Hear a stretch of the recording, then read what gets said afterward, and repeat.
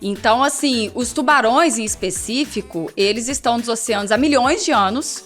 Eles já sobreviveram a 4 extinções em massa, mas eles não estão sobrevivendo ao ser humano.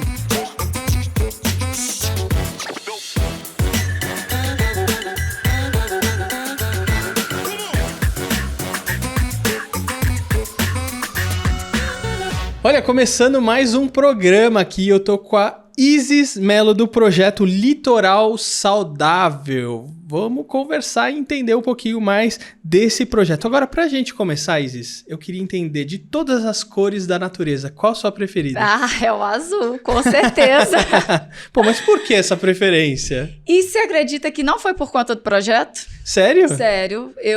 Um trabalho de escola, quando eu era criança, pediram para perguntar a cor favorita do meu pai. E eu sempre tive uma ligação muito forte com o meu pai. Ele, toda vez que eu chegava no comércio que a gente tinha, ele sempre falava, ô, minha flor de abacate roxo. E eu achava, assim, o máximo. Aí, quando ele disse que a cor favorita dele era azul, eu falei, então vai ser a minha. E assim foi. E você adotou o azul pra você? Adotei o azul e eu realmente adoro o azul, sou apaixonada com o azul. E casou direitinho com o projeto. Bom, e aí a gente falando de azul, então a gente lembra dos mares, lembra dos oceanos, lembra dos lagos, das praias, enfim, lembra de água, né? Qual hoje o maior desafio que os oceanos, mares, eles enfrentam? A falta do conhecimento. A gente vê, acho que em quase todas as mídias sociais, jornais, até mesmo em escolas, né, infelizmente, a narrativa da Amazônia ser o pulmão do mundo. Então, eu acho que a Amazônia tem uma riqueza ímpar, né? Ela deve ser preservada, isso é indiscutível, mas acaba que o oceano, ele se limita às férias de verão, sabe? Então, as pessoas não olham para o oceano com o devido cuidado, porque não sabem o que ele representa. Então, quando você tem o conhecimento da importância daquilo na sua vida, você cuida de uma maneira diferente, você tem um tratamento diferente, e nós não temos isso. A falta de conhecimento, por isso, a importância da década da ciência oceânica. É o repasse do conhecimento, da importância, dos benefícios, e os oceanos são essenciais para a nossa vida. A Terra é habitável por conta dos oceanos. Sem os oceanos, nenhuma forma de vida seria viável. O que é essa década que você comentou? A ONU, ela decretou a década da ciência oceânica em 2017. Começou a valer em 2021, vai até 2030. E tem o foco do repasse de conhecimento, tecnologia, infraestrutura, pesquisa e o uso saudável do oceano, né? E a frase é: o oceano que precisamos, a ciência que precisamos para o oceano que queremos. Então, realmente é muito importante e a base é a educação. Eu acho importante você trazer essa questão do conhecimento, né, que você falou, que realmente as pessoas desconhecem muita coisa. Bom, eu acho que o oceano por si só já é muito grande, né? Então a gente já não explorou muita coisa do oceano para a gente poder falar com propriedade das coisas. Mas é realmente importante você trazer isso, porque quando a gente fala de natureza aqui no Brasil, o pessoal sempre lembra a Amazônia. Somente. E o resto continua ali Sim, sendo seguindo ignorado do mesmo jeito de sempre. Né? Eu fico assustada porque hoje em dia o acesso à informação está aí para todos, né? Telefone, WhatsApp, as mídias sociais. Então, hoje em dia, você vê as pessoas ainda com essa narrativa, me assusta. E me assusta mais ainda o meu filho mais novo, por exemplo, ele estuda numa escola particular, porque muita gente fala de escola pública, né? Uhum. Ele estuda em uma escola particular e a professora ensinou a ele que a Amazônia é o pulmão do mundo. Por ele ser criado nesse ambiente, né, me vendo trabalhar, desenvolvendo o projeto, ele até me ajudou em alguns tópicos do projeto. Ele falou com a professora que a produção de oxigênio vinha dos oceanos com as algas, ele explicou tudo. E mesmo assim, ela disse, não, você está errado. Nossa, eu queria estar muito nessa aula para ver a criança peitando a professora no conhecimento. Sim, eu sempre falo com ele que o adulto, por mais que ele esteja errado, você jamais pode ser mal educado com ele, né? Então, ele falou na educação, não, tia, a minha mãe tem um projeto assim, assim, assado. E ele falou tanto do projeto na escola que a diretora dele me chamou para dar uma palestra na escola. E esta professora estava lá. E eu sempre falo sobre essa narrativa e tal. Então, o professor nunca sabe tudo, ninguém sabe tudo. Claro, eu acho que não é obrigação de ninguém saber tudo. Exatamente. Mas eu acho que é obrigação nossa, quando a gente comete algum erro, a gente corrigir. Sim. Então, vou dar um exemplo aqui. Eu sempre faço postagem de manhã e à noite. E uma das coisas que às vezes eu erro bastante é o português. Como o português é difícil. É acento, o agudo é com crase, é não sei o que lá. Aí, não, é cedilha, é 2 S, é um S só. Não, um é com X, outro é com CH. Gente, português é difícil. Eu erro.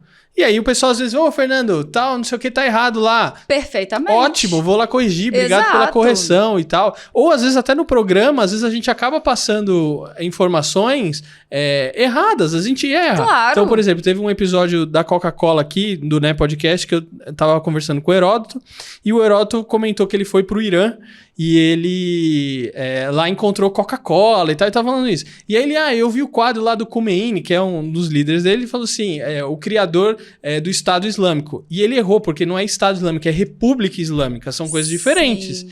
E aí a gente corrigiu, né? Assim que a gente viu aquilo, a gente corrigiu. Mas acontece. Claro. Eu acho que não é obrigação de ninguém saber de tudo, mas a partir do momento que você, peraí, errei aqui, ou não sei isso aqui, você corrige. Exatamente. Quando ele falou, ela poderia falar, olha, eu não sei, vou buscar a informação e amanhã ou semana que vem eu trago pra vocês. Mas não, ela insistiu. E ele chegou em casa bravo. Chegou em casa bravo. Mãe, a professora... Falei, não, João, é para isso que nós estamos trabalhando, a década da ciência oceânica. Muitos falam década do oceano, mas eles reafirmam a década da ciência oceânica.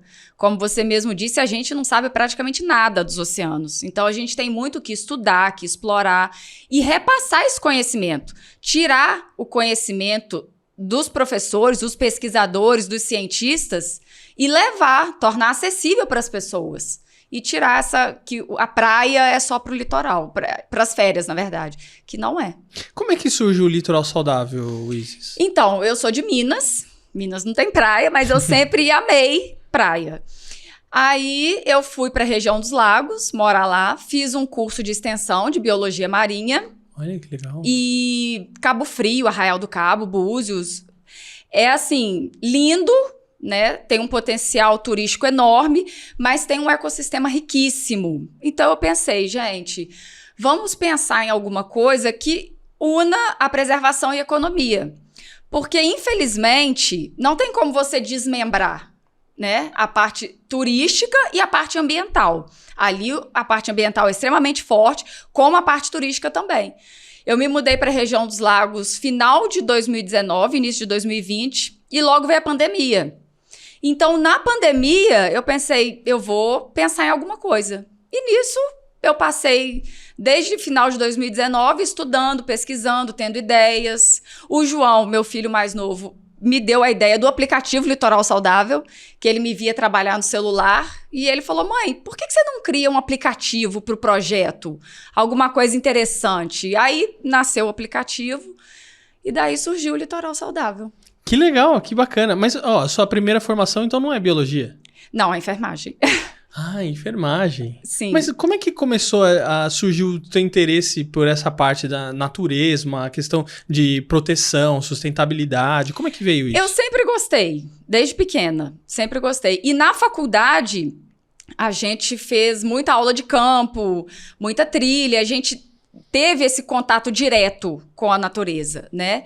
E uma das coisas que eu percebi em relação ao turismo, por exemplo. Quando você tem o turismo de vivência, isso te aproxima do meio ambiente. Então, faz com que você crie laços, que você tenha memórias felizes. E todo mundo quer preservar a felicidade, né? Então, foi daí. E eu sempre gostei muito do mar. Eu acho o mar fascinante. E o conhecimento dele também é fascinante. acabou que uma coisa puxou a outra. Agora, como é que é isso de você trazer seu filho para perto do projeto? Porque, assim, você já mencionou uma questão dele junto com a escola, né? Sim. E você trouxe uma outra questão dele falando, não, cria um aplicativo, vamos fazer uma coisa mais moderna e tal. Como é que é isso? Então, o João, ele sempre me viu estudar muito, trabalhar muito, e eu sempre falo com ele que a gente sempre tem que correr atrás, né? Eu falo, olha, você só deixa de correr atrás de uma coisa quando você consegue. Então, eu estava até conversando agora há pouco, ele se interessa em buscar informações, em estudar, em ser inteligente, tanto que ele, na escola que ele estuda hoje em dia, ele ganhou bolsa de estudos por conta das notas. Olha que legal. E acaba que ele participa. E ele desenha muito bem. Nunca fez curso de desenho, mas desenha muito bem. Então, ele desenha o ecossistema marinho para a gente poder colocar na educação ambiental infantil. Então, ele tá envolvido ali, tirou fotos comigo. A gente fez uma sessão de fotos quando eu fui entrevistada para a Jovem Pan. Ele estava lá e, assim, ele se enche de orgulho, adora. E para ele, conhecimento, que eu passo muito isso, né? É algo realmente de extremo valor. Isis, agora eu vou chamar o PJ. Ô PJ, onde você tá? Você tá aí no Ipiranga ainda? O que você tá aprontando?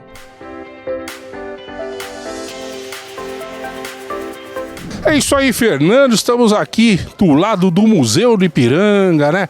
Esse lugar maravilhoso, onde a gente tem esse jardim lindo, né? Embaixo o Parque da Independência. Cara, de subir até aqui. Ai, que canseira que dá, cara. E a gente tá vendo que a turma tá se formando em medicina. Vem comigo, será que eu consigo arrumar um médico, cara? Porque eu acho que eu tô precisando. O negócio tá batendo aqui, tô sentindo uma veia aqui. Será que é alegria isso aqui? O que será que é esse sintoma? Estamos aqui com o Felipe, doutor Felipe, né, Felipe? Agora é sim, agora Agora é doutor Felipe, fotógrafo, cara, você... a gente faz de tudo, tiver bico a gente tá fazendo também, conserto encanamento, internet, não garanto que vai funcionar, mas às vezes dá certo. Daqui a pouco eu vou descer aquela porcaria ali de long. Você não quer vir comigo pra dar aquela garantida, doutor? Porque eu acho que eu vou precisar. Com certeza, a gente arruma uma maca ali também, a gente sabe que a gente tá com uma equipe inteira, quase tá todo mundo assim, só não tem o carimbo ainda, mas se piorar a situação a gente pode ligar pro SAMU, né? Atestado você já dá agora aqui? Já pode, não? Assim, poder, não pode, sabe? Mas dependendo aí de como estiver rolando, a gente... Corta, Felipe, vamos conversar, porque é o seguinte, cara, olha, eu vou precisar de uma semana, cara. E PJ, só aprontando, hein? Vamos ver para quais lugares mais o PJ vai. Ô Isis, agora, até pro pessoal saber, a Isis mora em Maceió, é isso? O projeto vai ser executado em Maceió, mas atualmente eu tô no Espírito Santo. Gente, ela veio diretamente para poder participar do podcast. Mas não só isso, você estava em outro evento também, né, Isis? Sim. Que evento que você estava agora? Então, eu fui entrevistada há um tempinho atrás para o programa Mulheres Positivas da Jovem Pan. E eles têm uma premiação em várias categorias. E acabou que eu fui escolhida para ser uma das finalistas da categoria Educação, justamente pela década da ciência oceânica. E hoje foi o evento da premiação do programa. Foi, assim, muito interessante. Eu pude passar um pouquinho sobre o projeto, conheci várias pessoas legais. A história das mulheres que estavam lá hoje também são inspiradoras. Aí vim para o evento da Jovem Pan e tô aqui. Muito bom. Agora, Isis, eu acompanho ali suas postagens, tanto no LinkedIn como no Instagram, e eu vi uma das suas postagens, você colocou ali um vídeo de um lixo muito grande ali na Times Square, Sim. nos Estados Unidos, em Nova York, né? Uhum. E aí você comentando, porque assim, uma coisa é que às vezes o que a gente faz aqui na cidade reverbera em outros lugares que às vezes o pessoal não tem a noção, né? Exato. E aí você comentou que aquele lixo pode acabar parando nos oceanos. Porque muitas pessoas agem como se o oceano fosse um lixão universal. Porque não adianta, não importa, na verdade, aonde você joga o lixo. O final dele é um só, que é o oceano. E muitas pessoas falam comigo, eu moro numa cidade do interior, então por que uma cultura oceânica mudaria a minha vida, né? E a minha resposta é sempre a mesma, você respira? Se você respira, você precisa dos oceanos, tendo que mais de 90% do oxigênio do planeta vem dos oceanos. Então, nós temos também que acabar com essa narrativa de que as pessoas que moram no litoral ou que trabalham no litoral que são responsáveis. Não é. Um exemplo é o deserto do Saara, né? Que são milhões de toneladas de areia do deserto do Saara que vem fertilizar com nutrientes como ferro a floresta amazônica. Então, a distância do Brasil até o Saara são mais de 9 mil quilômetros. Se a areia do Saara interfere na floresta amazônica, por que não os oceanos? Então, nós temos que acabar com essa narrativa de que eu não moro no litoral, então se eu jogo um lixo aqui, não vai interferir. Com certeza vai interferir. Tem um documentário que a gente participou, chamado A Terra de Frente. O artista e diretor do documentário, né? Ele viajou para a Groenlândia. E aí, lá na Groenlândia, você vê, assim, no gelo, uma camada grossa, como se fosse uma terra preta, né? E ele falou, você sabe o que é isso aqui? Isso é fuligem de carro. Aí eu falei assim, como assim fuligem de carro? Então, toda a poluição do planeta, ela cai em algum lugar. Onde ela vem cair? Na Groenlândia. E aí, acaba acontecendo todo o derretimento das geleiras, igual a gente pode acompanhar. Então, assim, aquilo que a gente faz, né? Uma das frases até que ele usa no documentário, que aquilo que a gente faz nas cidades reverbera em outros lugares e, claro, obviamente, atinge a natureza em lugares que a gente nem imagina. Sim, e você falando da Groenlândia, nós temos o tubarão da Groenlândia, mas lembrando que ele não é limitado à Groenlândia, já temos casos no Caribe também, é um tubarão que vive até 400 anos. Então, assim, os tubarões em específico, eles estão nos oceanos há milhões de anos, eles já sobreviveram a 4 extinções em massa, mas eles não estão sobrevivendo ao ser humano, porque a caça dos tubarões para a sopa de barbatana, ela tá, assim, de uma forma absurda. E é triste saber, porque eles pegam o tubarão, tiram as barbatanas e jogam eles vivos nos oceanos e eles ficam ali sangrando e agonizando até a morte. E a sopa de barbatana, ela não tem nenhum valor nutritivo. Ela não é simplesmente uma culinária de luxo. E são milhões de tubarões que morrem todos os anos por conta de um status, sabe? Então, você vê um animal que é o topo da cadeia alimentar, que sobreviveu a tantas extinções em massa e não está conseguindo sobreviver às ações do ser humano. Tem um outro vídeo também bem impactante que você compartilhou das arraias. Sim. Que aí passa a lancha por cima. É triste. E aí as arraias ficam todas machucadas ali por causa da hélice das lanchas. E isso parece que é uma coisa frequente, né? É o que eu falo. O turismo é muito presente. Nós temos um país com 8 mil quilômetros de litoral, são mais de 2 mil praias. O PIB é 8% do turismo, né? Então, é um fator considerável. Então, nós realmente não podemos desmembrar. Quando eu estive no Ministério do Turismo, por exemplo, na época o ministro Gilson Machado, ele me perguntou, mas por que o projeto aqui e não no Ministério do Meio Ambiente? Justamente porque nós não podemos desmembrar. Então, a importância do projeto e da década da ciência oceânica é justamente, repito, a conscientização, a educação, o repasse do conhecimento para que a questão não é proibir o turismo, né? É simplesmente com que possamos fazer de uma forma correta, para que a gente não tenha essa perda que nós temos. E é assim, é covarde, né? Você viu o vídeo. E eu já vi vários vídeos, igual eu contei, do tubarão, sabe? A pesca fantasma também é, assim, uma covardia absurda. Porque as grandes baleias, golfinhos, orcas, a tartaruga marinha, são mamíferos, não são peixes. Então, eles têm que respirar. Com a pesca fantasma, eles se prendem nas armadilhas, né? E eles morrem afogados. Aí você vê um animal marinho morrendo afogado. Ou então, às vezes, engole um anzol e tem perfurações internas. E a pesca fantasma, ela não tem nenhum impacto econômico. É simplesmente a falta da educação e do conhecimento. O pescador pode achar que aquela rede ali não vai. Não, ela vai afundar, não vai afetar. Mas sim, afeta. São quase 70 mil toneladas de armadilhas jogadas no nosso litoral. 70% do litoral brasileiro tem pesca fantasma. Eu acho interessante a fala do ministro que você comentou, né? Porque às vezes as pessoas acham que são coisas isoladas, né? Então, não, isso aí é meio ambiente. Não, isso aqui é turismo. Então, e as coisas, elas, igual você comentou, elas estão interligadas, Sim. né? Então, tem que ter um processo de educação pros turistas. Exato. E também pro pessoal local que pratica pesca ou, sei lá, depende de alguma outra atividade econômica que envolva ali as praias, os oceanos e tudo mais, que eles precisam entender. Olha, não dá para continuar agindo do jeito que a gente tá fazendo até hoje. A gente precisa mudar, né? Exatamente, até porque o turismo, ele está diretamente ligado à beleza, né? À preservação. Eu já vi, na região dos lagos, donos de barco, porque na região dos lagos é muito comum os passeios de barco, os famosos passeios de barco. Eu já vi os donos dos barcos jogando latinha de refrigerante, cigarro. Aí eu fico pensando, gente, o cara depende da preservação pro ganha-pão dele. Então, a falta do conhecimento, ela é, assim, absurda. E justamente nesse ponto que o projeto atua também. Porque a educação ambiental, ela é permanente, ela é um processo constante. E nós queremos abraçar toda a comunidade, desde a educação ambiental infantil, do ensino fundamental, até mesmo os comerciantes, os empresários, os turistas e os moradores.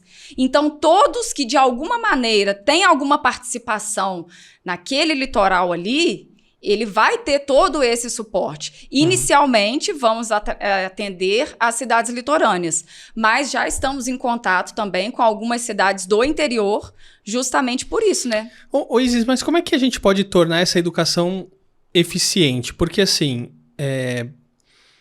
se não tiver uma multa, será que essa educação funciona? Vou te dar um exemplo, que eu já dei em outros podcasts aqui, né? Até falando sobre sustentabilidade, eu trouxe esse exemplo. Cinto de segurança. Uma época não era obrigatório. Começou a ser obrigatório porque, assim, você falava pra pessoa, não, isso aqui vai salvar a sua vida. E não adiantava. O imbecil continuava andando sem cinto de segurança. Quanto mais o passageiro. Não tinha isso, né? Não. O passageiro não precisa, né? Que é o pior lugar onde mais as pessoas morrem num acidente de carro quando eles estão no passageiro, né?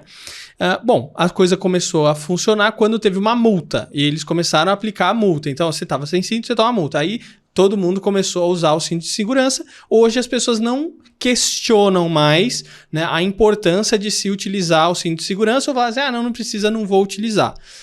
Como é que funciona nesse caso da sustentabilidade, né? De educar o pessoal, você não pode jogar uma latinha dentro do mar, você não pode deixar sua armadilha aí, você não pode deixar a rede no fundo do mar, né? Se não tiver uma multa, será que a educação vai funcionar? Então, no início do projeto, eu até dei um exemplo do cigarro. Antigamente, não só era... O cigarro não é proibido, mas antigamente era incentivado até, né? Nós tínhamos atletas que faziam propaganda de cigarro. Nós não tivemos multa para parar de fumar. E hoje em dia, você tem aí uma mudança cultural drástica em relação ao cigarro. Então, eu acredito nessa questão da educação, da conscientização e do repasse da importância que aquilo tem na sua vida, aliado à parte econômica. Porque nós temos várias pesquisas onde os turistas e os clientes, eles dão valor a empresas que, de fato, atuam nessa questão da preservação ambiental, além do turismo. Então, foi feita uma pesquisa em 21 países, 77% dos turistas acham essencial ao menos uma vez ao ano ir no litoral. Então, quando você coloca a parte econômica aliado ao conhecimento, eu acho que você consegue fazer essa mudança cultural, porque o projeto Litoral Saudável, ele não é o que nós vemos muito, mutirão de limpeza, um paliativo. O nosso intuito é mudar o estilo de vida das pessoas, daqueles que trabalham, daqueles que frequentam, para que aquilo seja normal na rotina. Eu estive uma vez em uma praia e eu comecei a limpar o lixo que eu fiz, né, durante o dia, e uma moça do lado falou, nossa, que bonito, você limpa e tal. Eu pensei, gente, ela tá elogiando uma coisa que deveria ser normal para mim, para ela e para todo mundo. E uma conhecida minha que fez a mesma ação foi hostilizada. O pessoal que estava do lado, que tinha várias latinhas de cerveja em volta, ela estava limpando dela, então eu acho que eles ficaram com vergonha e se sentiram, de uma certa forma, ofendidos. Eles acharam ruim porque ela estava limpando o lixo dela. Então, eu acredito na mudança do estilo de vida, na cultura das pessoas, para que, de fato, eles pensem no futuro. E a educação ambiental, ela leva isso. A educação ambiental, ela leva valores, ela cria um ser humano humanizado. Uhum. E a criança, ela não aprende na escola e deixa na escola. Ela leva para o pai, ela leva para a comunidade, ela leva para o tio.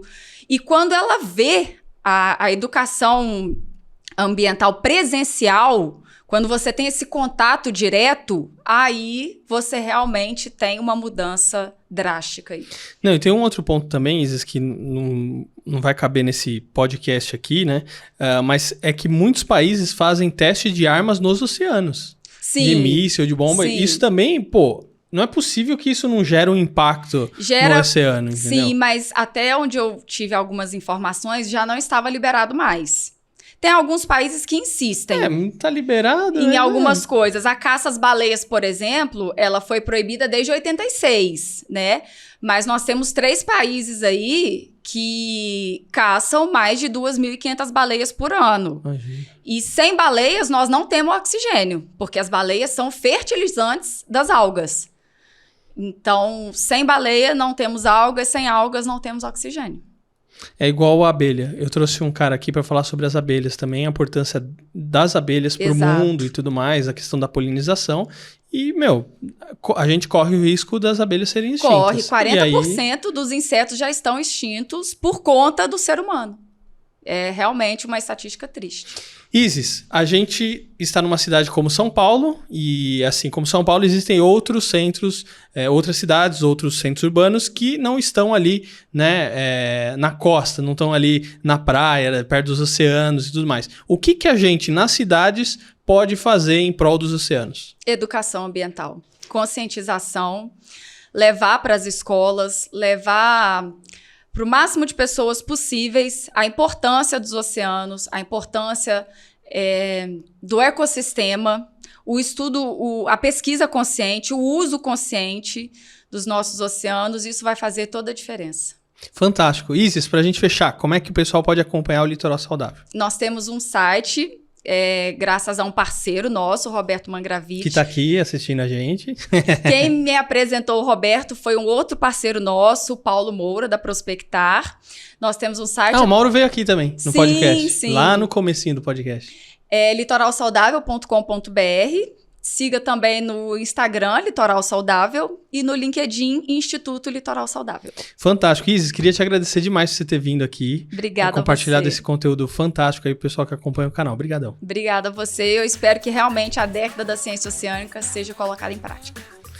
E olha, você que nos acompanhou até aqui, não esquece aí de deixar o seu like, o seu comentário, se inscrever no canal e olha, acompanhar o Litoral Saudável. Eu tô vendo tudo que você tá fazendo aí, tá bom? Eu vejo você no próximo programa. Tchau, até a próxima. Tchau, Isis, obrigado. Tchau, obrigada.